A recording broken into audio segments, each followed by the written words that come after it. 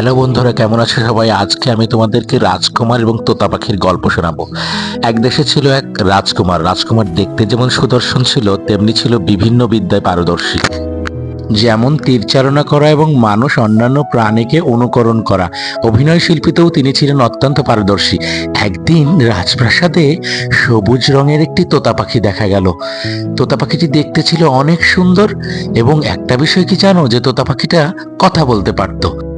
রাজকুমার তোতা পাখিটিকে দেখে আনন্দে মেতে উঠল এবং তোতা পাখির সঙ্গে কথা বলতে শুরু করলো। তোতা পাখিও রাজকুমারের সাথে কথা বলতে শুরু করলো। রাজকুমার তোতা পাখিটিকে আর দেরি না করে রাজপ্রাসাদের মধ্যে নিয়ে গেল। প্রাসাদে নিয়ে যাওয়ার পর রাজকুমার যাই বলতে লাগলো, তোতা পাখি অনুকরণ করে ঠিক একই কথা বলতে লাগলো। কিছুক্ষণের মধ্যেই তোতা পাখি আর রাজকুমার বন্ধু হয়ে গেল। রাজকুমার এবং তোতা পাখির বন্ধুত্ব দেখে সভাসদবর্গরা বিস্মিত হয়ে গেলেন এবং তারা রাজকুমারকে তোতা পাখিটিকে নিয়ে রাজপ্রাসাদে আসতে বললেন।